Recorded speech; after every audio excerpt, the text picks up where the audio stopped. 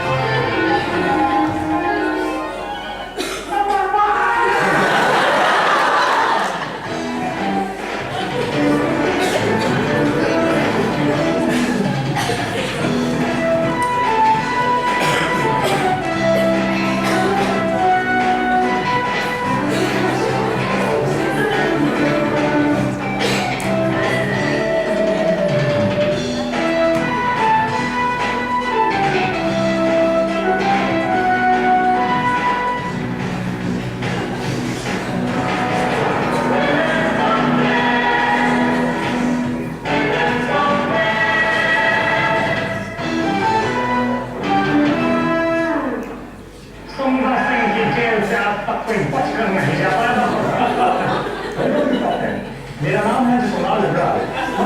थोड़ी सी फिल्मी है sir, so please don't mind. We hope you're liking this program in top 10 और अब तक हम आपके दिलों में कैद भी हो चुके होंगे। So stay with us, क्योंकि लोगों के दिल बहुत छोटे होते हैं मगर कानून के हाथ बहुत होंगे। तो चलिए बुजुर्ग भैया हैं, let's do number 1 and do number 10 this week. So please watch this show very carefully. सुनाई नहीं देता क्या? Please watch this show. अब चलिए। तो तुम हो नंबर 10 और शो मजा देते हो। शोर शोर शोर, कुत्तों का शोर, दुनियों का शोर, जमीन तो क्या आसमां पे भी शोर, and you are shore and number 1, वरना top 10 में होते हैं शोर। बस अब जल्दी दिखाओ गाना number 10।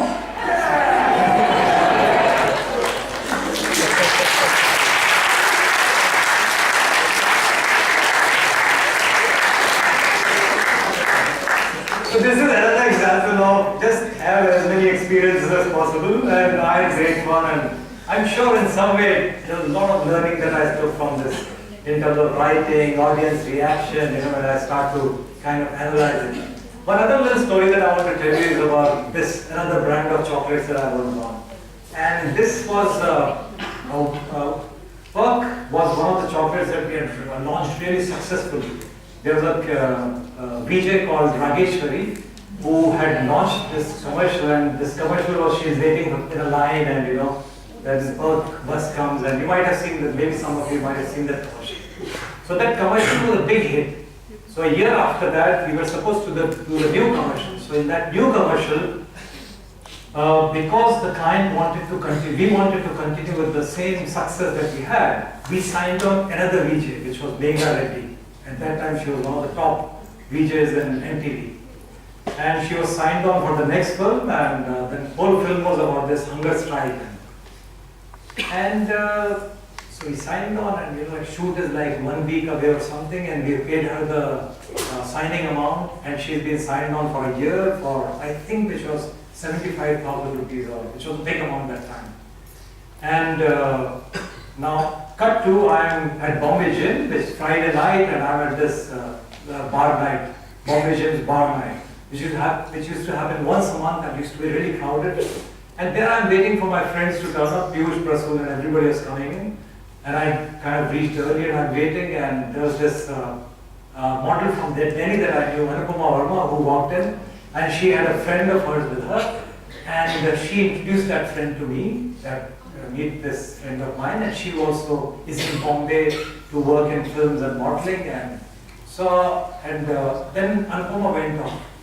And I got talking to this girl. Now, when I'm talking to this girl looked kind of pretty but kind of ordinary. And I'm thinking in my mind that how people leave everything and come to Bombay, and I'm imagining the kind of stress she'll go through and whether she'll be able to make it, with that kind of an ordinary face. She's not even like, she can't even walk around modeling, or she's not tall, she's not slim.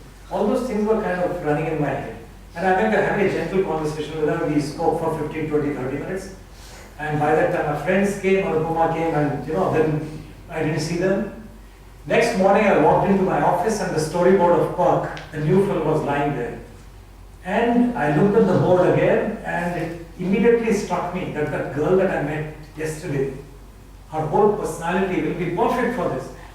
And compared to that, in fact, not so much that she'll be a total fit, but compared to that, Meghna Reddy will be absolutely a wrong choice. And I realized that we had taken Meghna Reddy because she was a VJ rather than whether she fits the role. And that was such a revelation suddenly that I immediately called my film's producer. And I said, immediately I'll give you a number. So I called up Anupama. I somehow traced this girl's number. And I said, this is the number, get this girl on video test.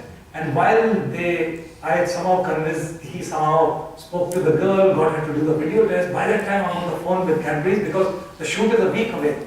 So I called up Cadbury's and I said, I'm Sunal here, and please can I come? And I met this girl yesterday who would be perfect for this. And they were not ready to listen to me because obviously we already signed up this girl and you can't take chances with this new brand, and all that was given to me. And I said, no, please, let me come. And so I personally took that tape, right? And I went and showed it to the client. And when they saw the performance, they kind of warmed up to the idea. And then I said, see, we have to pay so much to that other girl and to her because she's absolutely new. She's not done anything till now, right? No ad. We won't even have to pay so much. Although that was not such a big deal for Cadbury because it's a big company. But maybe it tilted it slightly in their favor. So anyway, they said yes, whatever the reason. And this film came out and became a big hit, and the girl was discovered. Yeah.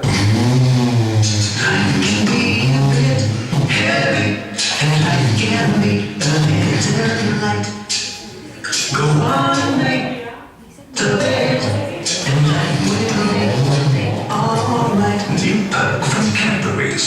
Just a little heavy, just a little light, and life will be alright.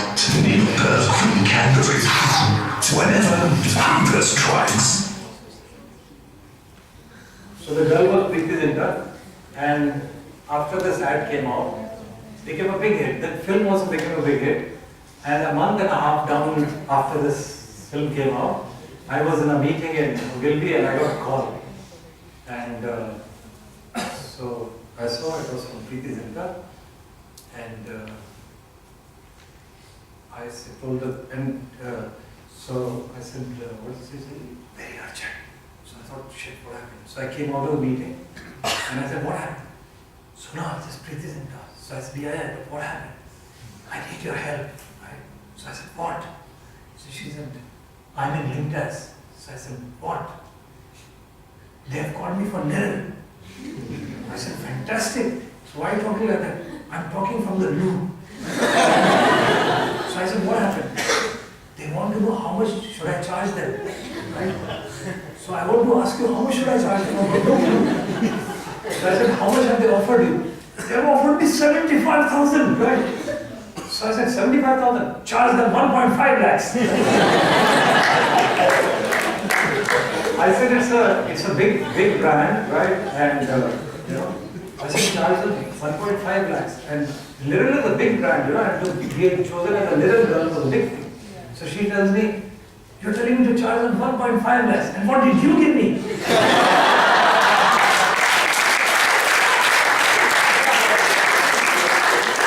I think by suggesting that she should charge 1.5, I made her for what we paid her as a newcomer. Anyway, so I think finally they settled with 1.25, which was still 50,000 more than 75,000. So that taught me that once in a while, it pays to follow your gut to the very end. You know, if your gut says something is right and you are convinced about it, follow your gut. But not just follow your gut to its conclusion. You might still be rejected, but try to follow it to its conclusion.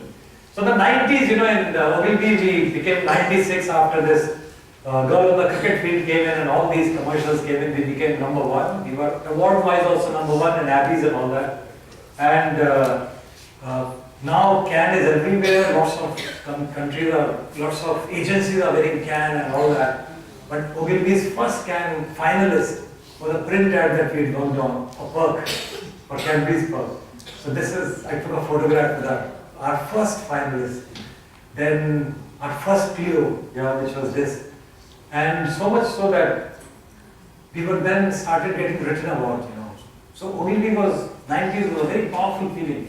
So we were the best and the brightest of Indian advertising. So that's, we in the same shirt, I think I had only one shirt that you saw in the Cadbury's range, I think. And then came this offer to go and head Malaysia, you know. And the first time I was told that I should go to Malaysia, I said, where the hell is Malaysia? So, you know, Malaysia now, there's so much of advertising about Malaysia and so much of Malaysia, truly Asia and all that. But that time, everybody knew where Singapore and Dubai was, but Malaysia, nobody went, you know. Anyway, I went there and, so when I went there, I actually went into Bombay Times. They wrote about me going to Malaysia. Then I was called Pradesi Babu and all that. So it was a good thing. Anyway, what it taught me, my time in Malaysia was, my time in Malaysia and Singapore was a wonderful time. Again, it teaches you so much to get out of your comfort zone. Even, it took me a lot, you know, we were riding high in Bombay. So, regional creative director Neil French, when he asked me that I should go in because they need you, right? It took me a long time to decide. But I think what it tells you is that don't get too comfortable in a place, you know, because if something is making you uncomfortable, take that, do that. Again, go by your gut. But, so some of the, again, best times in terms of opening up the mind, getting into new cultures, newer kind of advertising happened in Malaysia and Singapore. So let me take you through, this is my start in Malaysia. Okay, couple of commercials from Malaysia. Are you all with me till now? Yes. Now Malaysia has an advertising award called Kanchan, which is their main award, and there's a big publishing, big means it's a very popular trade magazine called Adoy. And Adoy is owned by this gentleman called Ham, a really nice guy. And he called me once and he said that, you know, I want to start an advertising awards. So I'm doing a research from creative directors that if there is another advertising award, will they support? So I said, yeah, of course. I mean, 2 awards in a country can happen, you know. We are a fairly big industry. And, so I said, okay. And so he put down the phone. Immediately after that, I called him. And I said, you know what? If you decide to start these award shows, right, then you'll need to advertise that. So he said, yeah. So he said, I'll do your advertising. I told him. So he said, done deal. And 1 week later, he called me and he said, okay, the award show is on, so you decide. I mean, you do the advertising. Now that was a fantastic brief because it's an open brief, right? Because you are talking to, my target audience is my fellow creative directors. So you can have a lot of fun doing it. But we again approached it absolutely with looking at insights and all that. And one insight that I worked upon was that in Malaysia, there are television laws on television in terms of advertising, the kind of ads. What should an ad contain? You know, like India also has it. So we've got our SK and all that, which is some kind of censorship laws. So some driven by religion, some with other, so to say, factors. But you can't show a gun, which is right, you can't show a gun.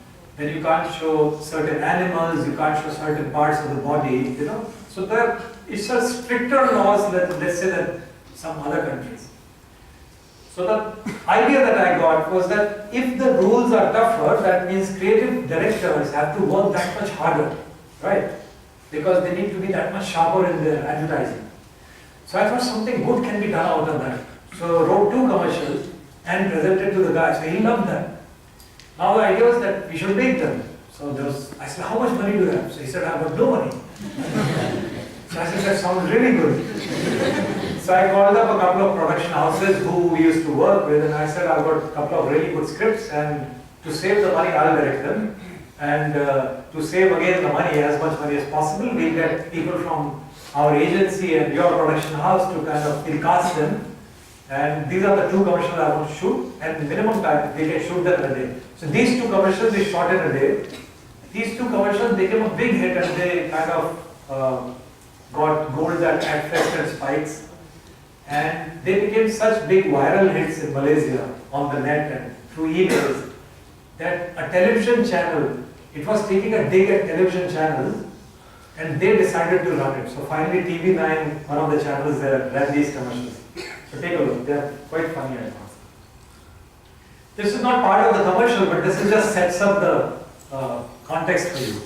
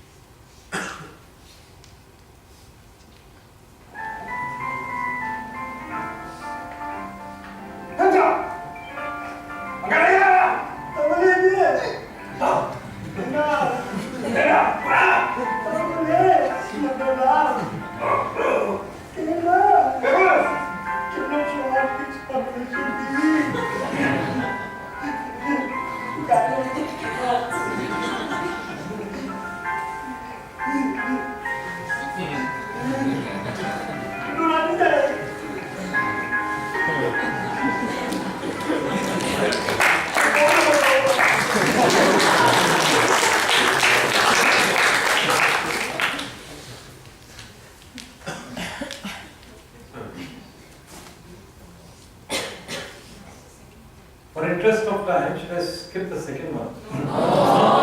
Okay. Oh, sorry.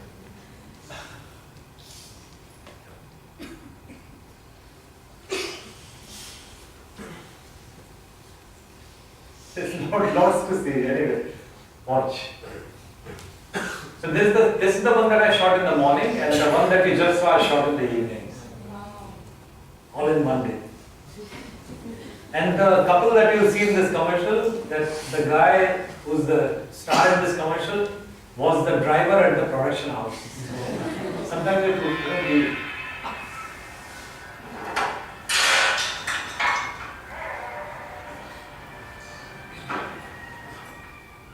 Pass me the screwdriver. The screwdriver, what does it get off?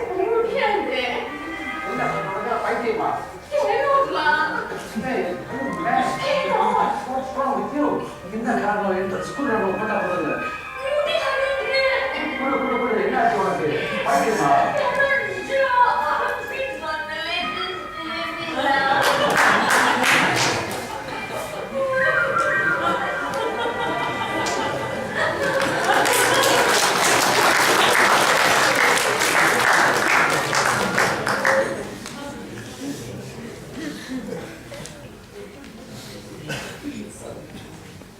Yep.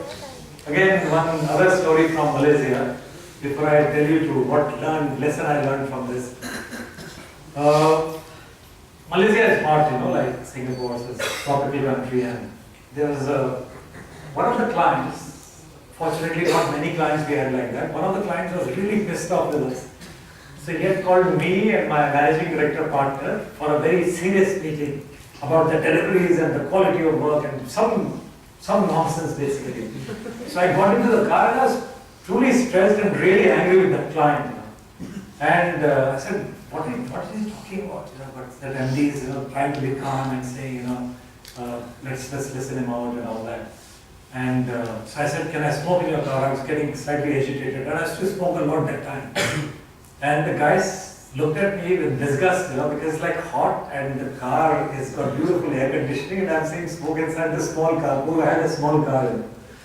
So he looked at me like that and he says, okay, let me be nice to you.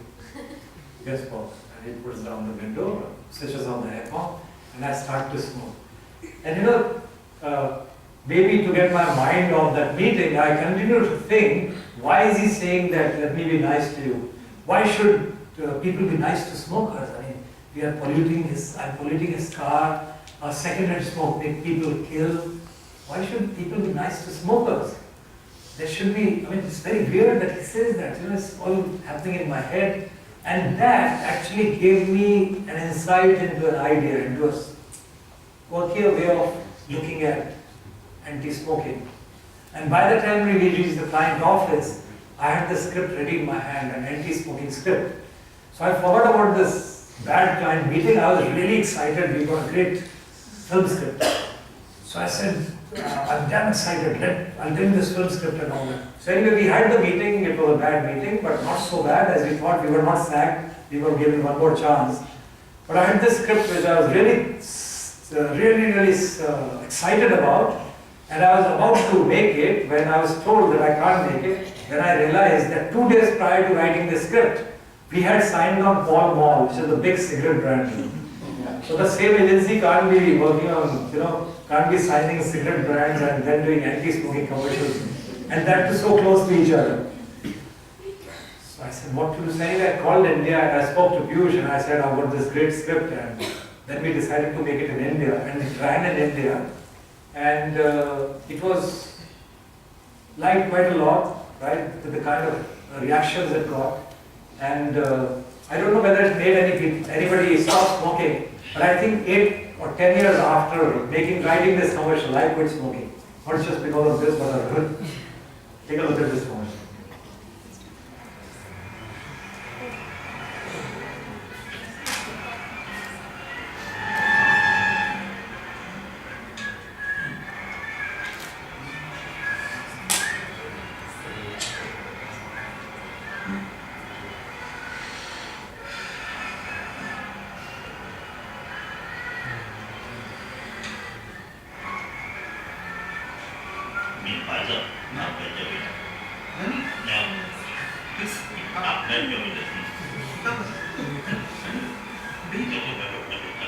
Studies show that a person loses 7 minutes of his life every time he smokes a cigarette.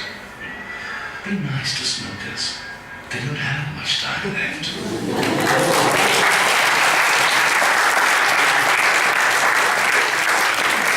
So what it taught me was, again, as creative people, as advertising communication people, keep the window of your mind always open. Be always prepared, keep it always open, because ideas are kind of lurking around, And if you're ready, they'll just come into your head. And okay, let me just not take you through this. These are some great work that we did in Malaysia, which got our first one-show gold, which was a very big thing for this small office that was coming up. And this I'm receiving in New York. Because a big team had worked on it, before I went to collect this, I told them, print your photograph. And when my name was called, I took this photograph. And along with my team, I received the award in New York. But this gave us a lot of, so to say, a lot of publicity and all that. And I featured on the cover of a toy because of this. And they had how to win a gold pencil. So this kind of started this whole thing in Malaysia of people wanting to win. So it started at Ogilvy in Malaysia, so I'm very proud of that.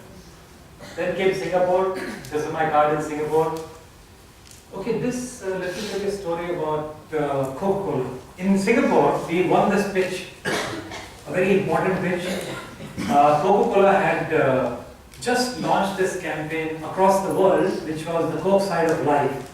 I don't know whether if some of you have not seen it, you go to the net, research it. It was a wonderful case study. It was a great campaign. Now to launch that campaign in Asia Pacific, they called for a pitch, and I was leading that pitch out of Ogilvy, Singapore, and we won it against big competition. So we made 3 films and lots of outdoor work. One of the films that we made, again, taught me some lesson. And the lesson was This was a very inspirational film. Coke's Side of Life was a life of positivity. You know, Coke's Side of Life. So Coke's Side of Life is all about happiness, positivity, it's inspiration, it's looking at the world as looking at the glass half full, not half empty, you know. So all that was there. But so when we wrote this film, we went to Amsterdam to shoot it. Now when I met the main character of this film, so the inspiration came not from the film script by itself, but the person that we had casted. I mean, sir, you'll see in the film that we needed a physically challenged person in terms of height. So when this person walked into the hotel where we were staying and introduced himself and the stories he started telling us of the work that he's done in Hollywood and in UK film industry and across the world, he's worked on Lord of the Rings as stunt double for certain children. It was absolutely fascinating hearing him in terms of extremely inspirational character. So I'll tell you what the learnings that I got from that nothing should hold you back. But take a look at the commercial that I'd written for this. And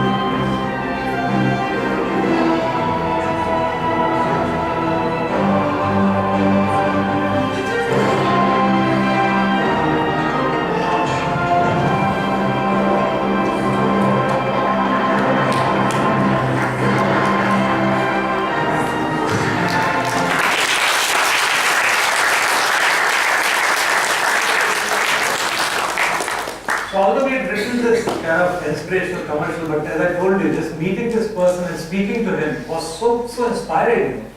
And what it taught me is that, you know, limits are all in our minds. We keep reading them in books, you know, this kind of philosophy. But it's so true, limits are all in our mind. And we should not let anything hold us back. Nothing. And again, I'll skip this without many work, but this was just to tell you that the processes that one went through to create this. I think I'll maybe at some other point in time I'll take you through it. Then the FHM work, this was hugely awarded. 3 art directors worked on it, so there's no substitute to hard work.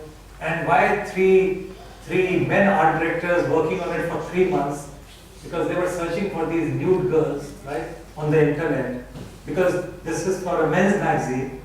Every single word here is not a letter, but it's a female form because it's a men's magazine. So it again was hugely awarded, this ad, right?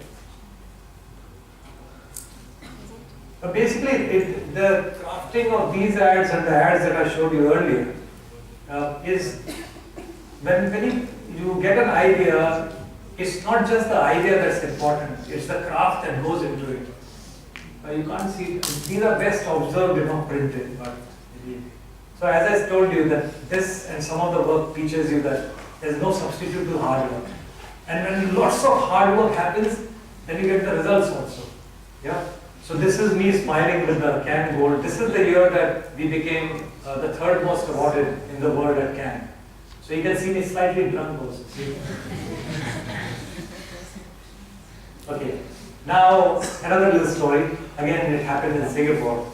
This was when I was in Bates. Now I've moved from Ogilvy, Singapore to Bates. I'm a regional creative director.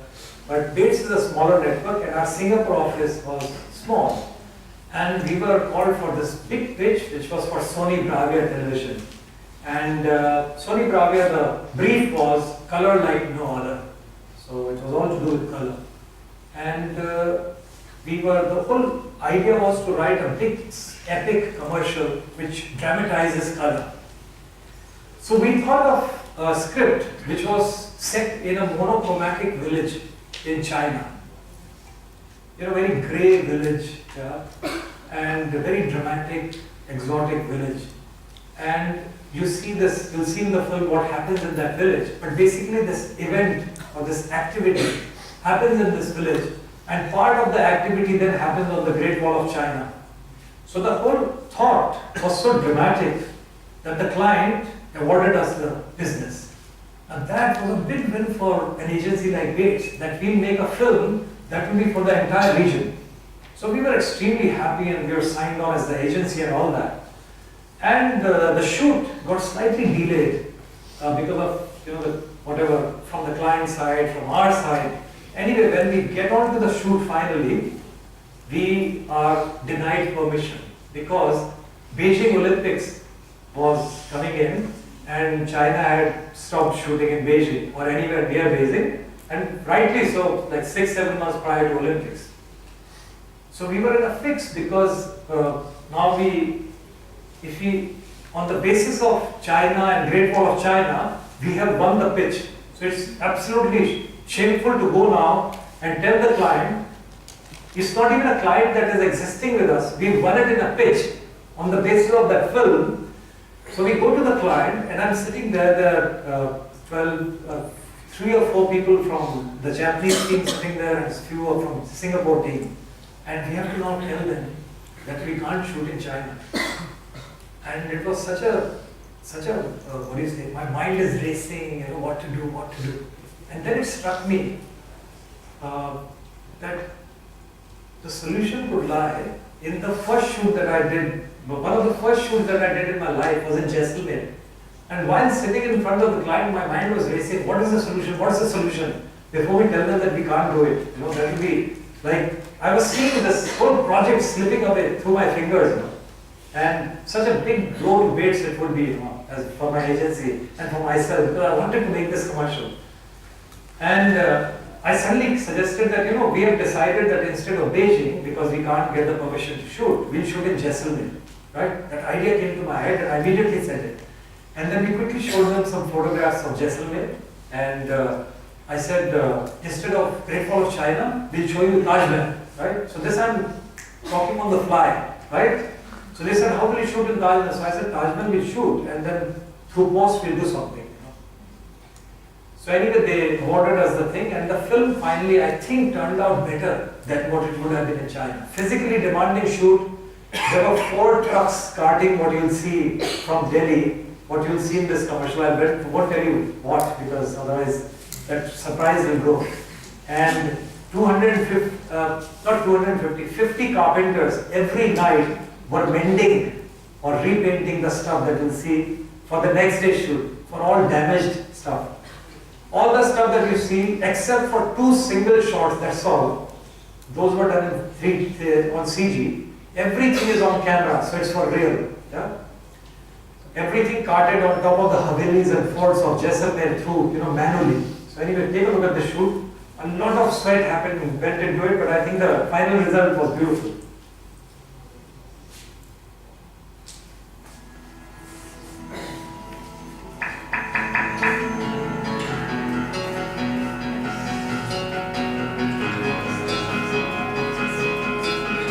Gentle sky shine away. This face that I say, I've got a feeling, and I've been thinking we can dance around right in our backyard.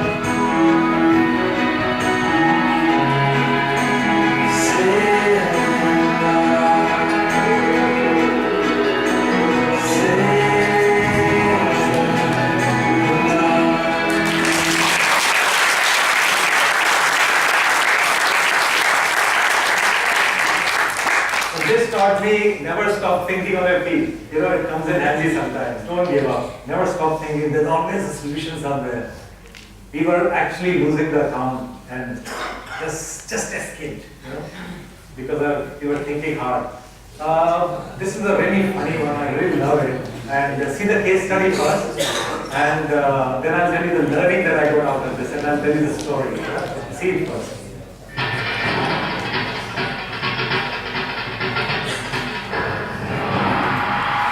Oh, and you, that's Ricardo. Do you know what's the biggest thing in India? It's not cricket.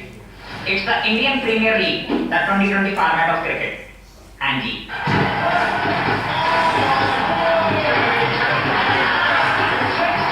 It has a lot of action, drama, excitement, horror, and cheerleaders, all just in 20 overs. And it's been watched by a billion people. It is not a joke, a billion people. So for 45 days, 8 state teams fight with each other. Of course, mine is Punjab, but sadly they lost. Shit happens. But that's not the point. The point is, during this time, every brand spends millions and millions on TV. So, when Virgin Mobile wanted to advertise the lowest interstate call rates during IPL, they looked beyond TV. I tell you how. It went online, where the target audience was already watching the live streams of the matches. So for these cricket crazy fans, Virgin Mobile created an alternate league, the Indian Pangali, which captures the spirit of sledging that happens between the fans. The Indian Pangali was a series of 105 online films featuring verbal battles between 8 passionate fans from 8 different states over interstate calls. आज देखियो बेटा McDonald कितनी fast bowling डालेगा। अब बेटा McDonald है 30 minute से पहले नो डिलीवरी। बकवास करता। Are you loving it now? No. Are you loving it? इसको मेरा लिखित फेंक दो। The person you're trying to call is currently unavailable. Please try again later on. For a minute.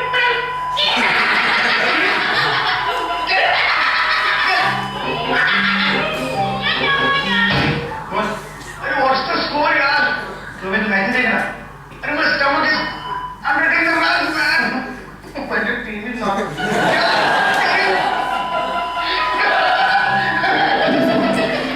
Do you know our team has just changed their color?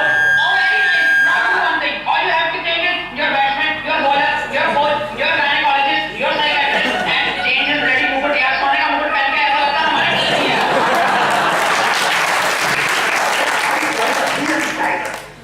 Tiger.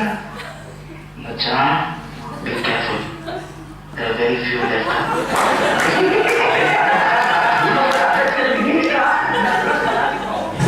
All the films were available on IndianPangali.in, YouTube channel, Twitter, and Facebook.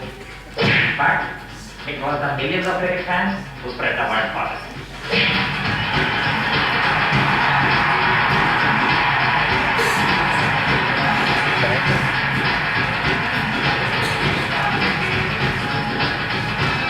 And can you believe it? In just 1 month, Indian Pangali became a super hit and the third most subscribed channel on YouTube in India. The IPL ended on 25th April. But the Panga still goes on. Only God can save your team. Hey, anything. Hey, don't anything me, okay? Don't anything me ever again. Are you loving it now?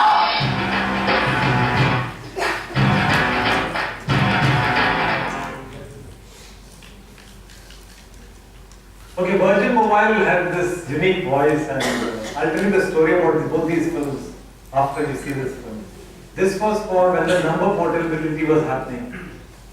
When you could, take your number to another telecom provider.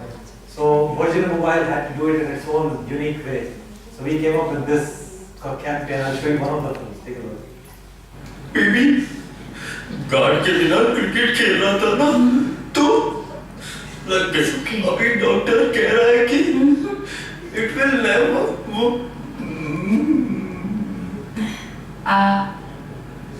I'll call you. Baby I promise. Baby Does your mobile operator also leave you when you really need it? It's time to break up. Keep your number and get on the Hotcase service. Virgin Mobile. So this Indian Pangali, we were shooting for another Virgin Mobile commercial, and one of the person wanted to smoke. I think quit by then. Maybe I wanted to smoke. Nice, quick years back, so I'm forgetting the timeline. Anyway, we came out of the studio, and the client was there, a very good client, Prasad, and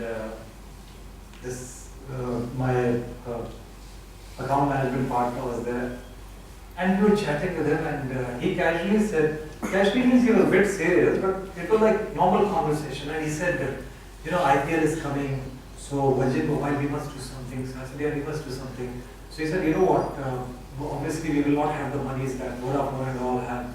So what should we do? So I said, let's not get on TV, let's do it on the web, because IPL is being, for the first time being webcasted on the web live. So we can be on the web, lots of people will watch it, you know, and much less money. So he said, that's a great idea. So I said, what do you need to advertise? He said, you know what I can do? I can interstate calls. I can give discount on that. So I said, interstate call means there are people in different cities. Exactly like IPL, there are different cities who play with each other. So interstate call means, you know what we can do? We can have friends who are sitting in. This is a conversation that I'm having. One friend is in Calcutta, one in Delhi, one in Bangalore, Bombay, whatever. And they talk to each other, they are friends, they are taking pangas with each other. They are all followers of their own city teams. So they are kind of riling each other and taking pangas, you know. You know what? You can call it the Indian Bengali. So it's a fantastic idea, Indian Bengali. And these sound good. Let's do it. So let's do it. Yeah. So this is the honest. So he said, let's do it. So next day we got back to office and I said, oh wow, in 15 minutes we cracked the campaign. Oh, we didn't write the brief, nothing, yeah. We got a campaign. So I was thinking it's too easy. Is it good? And I kept thinking. So then we bounced it off with a few other people. So everybody laughed, you know. So I said, wow, that sounds good. So we called the entire office and we said, everybody will write scripts. So we wrote some 250 scripts, out of which we made 105 films. And the lesson that I got from this experience was that just because it came easy, doesn't mean it's a big idea. You know, I told you that sometimes no ideas start big, they are fragile. This goes slightly against that. Sometimes you do get big ideas. We sometimes find that ideas are too easy, so maybe it's not a big idea and we kind of throw it away. When you feel that something has come easy, it can still be a big idea. So this is what I learned from this. And what I've not learned is how to operate this. Anyway, now coming to, we are now in a couple of celebrity lessons. So we recently did a campaign with, this brand new campaign with Aishwarya and Abhishek. And we had this line for Jo BBC character for Prestige, which came in some 13 or 14 years back, it was the line. And this line was revived this year because now from being just a pressure cooker company, they now are actually manufacturing, or they are the makers of smart kitchens. So anything to do with kitchen or cookware, Prestige makes it. So they had to make that big statement. So therefore we decided to get the most talked about and prestigious, so to say, if I may use that word, the first couple of Bollywood to endorse this. And it was a wonderful time working with these two because they're both smart, creative and good sense of humor. So the script also kind of was developed with them, and DTP Bangalore office worked on it. Vipul is one of the ECDs there who worked on it, one of my ECDs. And again, wonderful time working on this. So I'll show you 2 commercials of that. And then I'll show you commercials from Union Bank of India, which uses another celebrity.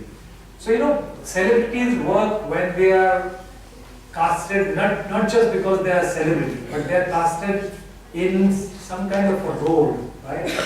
Like Abhishek and Aishwarya came in playing this role of this young couple. Although they are playing 2 live characters, they are playing Aishwarya and Abhishek. But what you are getting